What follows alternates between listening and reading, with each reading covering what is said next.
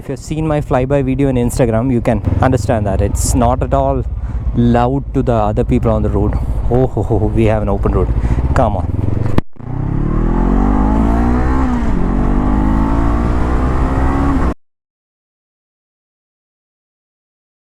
What's up YouTube, welcome back to another video, and today we have a very special motorcycle with me. So without looking into the thumbnail, can you guess the motorcycle? I know it's a stupid question, but this is a very rare motorcycle in the country.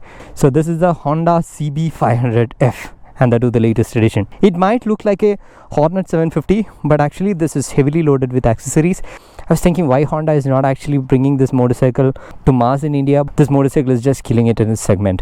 So first of all, let's look at the styling. As I mentioned, there are too much of accessories on this motorcycle, which makes this motorcycle look like a even bigger motorcycle. By the way, the front looks absolutely gorgeous. Look at that motorcycle. It has a GV windscreen and auxiliary lights. I actually wonder one thing, why Honda is not writing the 500F everywhere. On some other motorcycles they actually write the branding everywhere, but on this motorcycle we only have the 500F written over here, and this portion of the motorcycle actually looks like the CBR500R, and it comes with an Accra slip-on. The sticker is taken off for obvious reasons. Yeah, to walk you through all the accessories on the motorcycle: the additional windscreen, the auxiliary lights, the crash bars, the hand protector, top rack, and the exhaust system. By the way, I've been riding this motorcycle for the third day, and it's much sweeter to ride. It's not too fast motorcycle. This is a 2-cylinder, so you can actually play with the torque. Going with the rev range, actually we'll get a flat curve on the top. But yes, that 120 to 140, that kind of a speed is very nice on the highways. And when it comes to city, it's much practical. This is like a super bike for the city. I don't know whether to call this motorcycle as a super bike when we have a lot of liter class motorcycles in our country. But yes, this actually feels much faster inside city. It's a perfect city super bike. And when it comes to highways, yeah, it has its own limitations, because I was just doing a max speed of 175 or something. That's all it can do, but it can do 160 all day. It has that Honda refinement, it has that Honda quality. However you ride the motorcycle is very stable. Like, it just feels like a single piece of machine to you, and you'll be much comfortable to ride the motorcycle. And yes, let's have a closer look to the exhaust.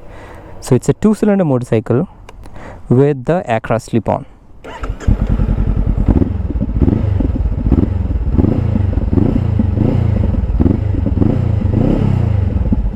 It has that growling of that typical 2-cylinder motorcycle. And to see all the switches on the handlebar and all those things, this is the same switch you have seen with the Honda CB650R or the CBR650R. Here you have the pass switch, high beam and the low beam, horn indicator, and this side we have the engine kill switch, caution lamp, and the ignition. And the dial is also simple, very basic things, the same as what we have seen with the Honda 650 series. And when I hop on, it's a very comfortable motorcycle, not a tall motorcycle at all. A very comfortable motorcycle. And what I liked most about the motorcycle is when I ride and keep my leg over here, this actually feels a lot grippier, and it gives a lot of confidence. So now let's talk about the things when I go out on the highway. Alright, back on highway. Let's pull it hard. The slip-on itself is a little loud, but it's okay. It's not insanely loud. It's louder for the rider, which is actually good. It is not irritating anyone else on the road. If you've seen my flyby video on Instagram, you can understand that it's not at all loud to the other people on the road. Oh, we have an open road. Come on.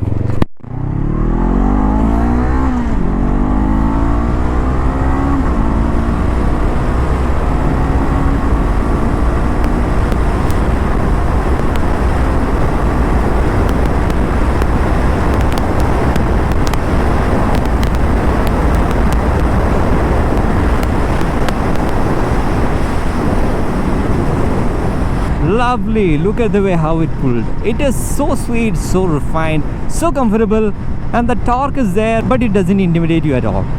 So this is a 500cc engine, one of the sweetest engine that I've ridden from Honda. First of all, this is a CPU unit. This has been completely imported to India.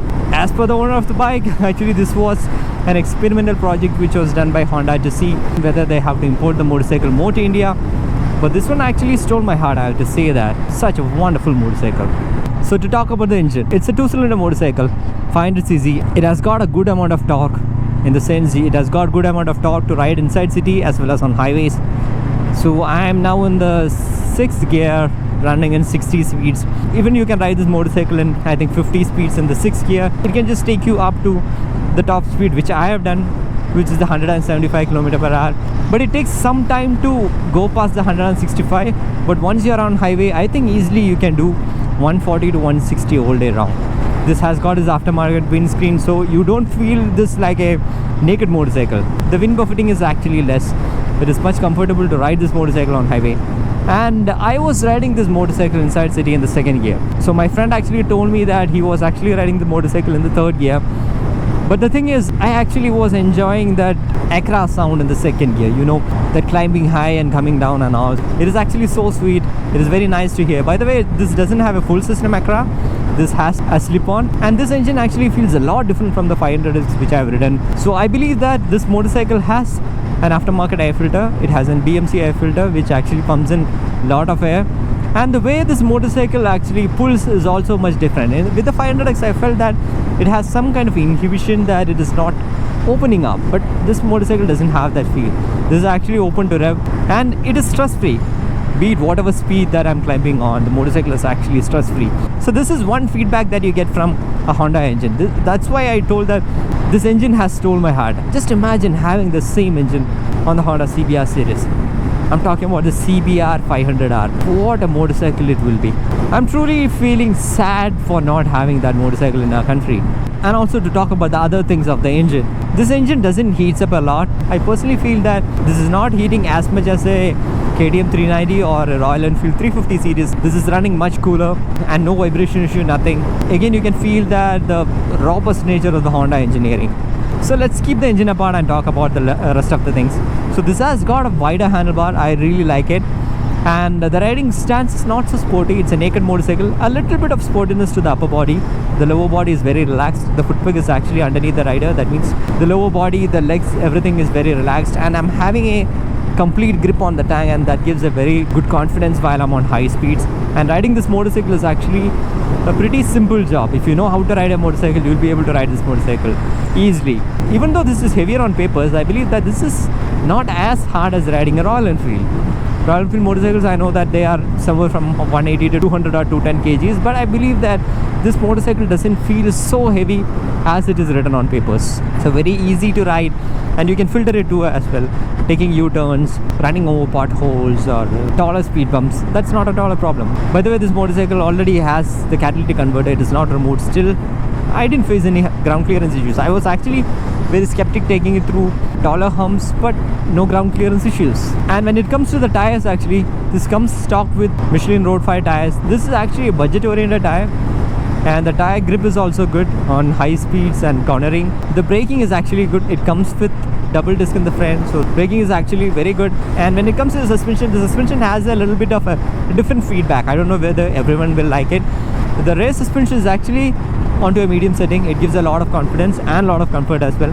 But the front suspension is actually set for full comfort. What I meant by is that it has a little more dive. I don't know whether many people likes that kind of a dive. I can show that to you. There are no vehicles behind me, so I can demonstrate that now. You see that? You see that kind of a dive? So many people don't like that dive, because when you do a panic braking or when you do a hard braking, you have to keep that dive in mind. Otherwise your braking distance and your body push, everything will change. I'm actually comfortable with that kind of a dive. Just get used to it, you will be able to brake comfortably. But otherwise the suspension is actually set for a very comfortable ride. And this motorcycle was actually coming on road for 7 lakhs. That was actually one big thing for this motorcycle. I mean, a 500cc motorcycle in India costing 7 lakh on road, and plus accessories if you want to add something else. So that is a deal breaker when it comes to Honda India.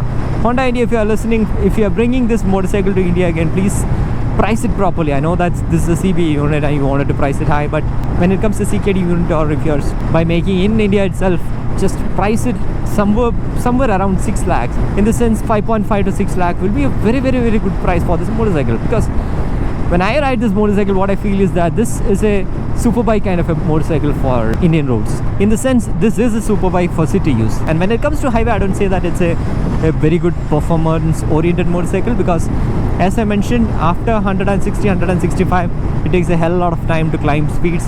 And yes, it gets saturated in 170 to 175 speed, that's all. doesn't go beyond that. So in the current situation, actually, when people say about superbike, yeah, they expect the motorcycle to go beyond 200-kilometer mark. So this is not doing that. You can do that on a Ninja 650, I believe. So yes, pricing matters a lot. And actually the servicing is done once in 6,000 kilometers for this motorcycle, because I think in international market this was told to service once in 10,000 kilometers, but still our riding conditions are much harsher, so it's better to do service in once in 6,000 kilometers. And also one good part about owning a Honda is that the affordable service bills.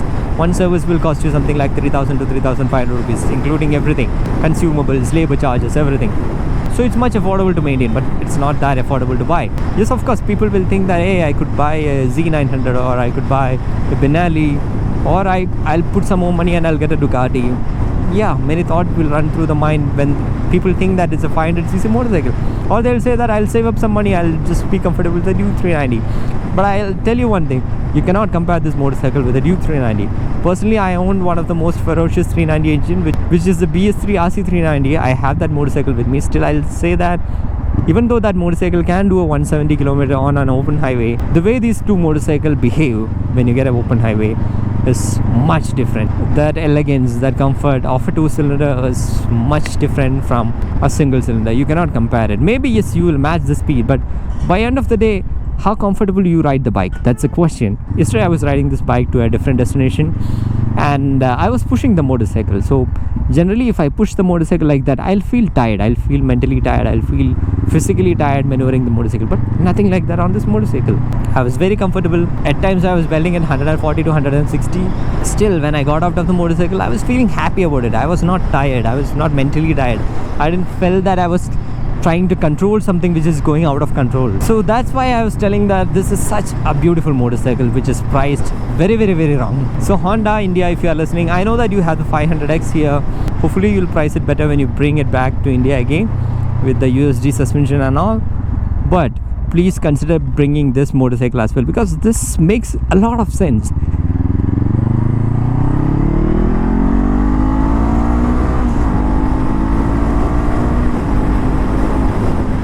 You know, that sound of Acra and the kind this pulls, it's much homely. If you're a Ducati guy, I know that pretty sure you don't like this because it doesn't throw you out. What I was telling is that if you are someone who wanted that punch on the face kind of a power, then definitely you have to look forward for an L-twin, the Ducati L-twins. That will actually give you a lot of adrenaline. This one is not like that. This is the most comfortable, faster bike. That's how I'll say. Yeah, I was talking about the 500X and the 500F. Yes, so please try to bring this CB500R also, because you know that's one motorcycle which many Honda fans are waiting to come to India. If you bring it, definitely people will buy it for sure. But I know that you're going to price it so high that it is going to cost at least 2 or 3 times the price of an TVS RR310. Then people will tell that, hey, I could just live with my RR310. You can also do 150 to 160. Why should I buy a Honda CBR500R? Consider your pricing. Your engineering side is too good. We know that, but pricing. Please work on it. If I have to say anything bad about this motorcycle, then I'll say that one thing is obviously the pricing of the motorcycle. Second thing is, yes, if it would have been a little more punchier in the lower revs, then that'll be good. If somebody is already riding a Triumph Street Train or a Ducati, then probably that person will feel that this is an underpowered, low revving motorcycle. So what I heard is there are around 5 CB500F across the country now. So if at all you get a chance to own that motorcycle as a second owner, don't leave it, man. What I'm telling is, it's worth checking it out. Don't just neglect it, saying that it's a 500cc. It is not going to give you fun on the road. It is definitely going to make you happy if you are someone who gives a lot of importance to the reliability, the feedback from the engine, and that fun factor with the 500cc. So that's all. I hope this video is helpful for you, and as always, show some love in the form of likes and comments. See you in the next video. Until then, bye bye.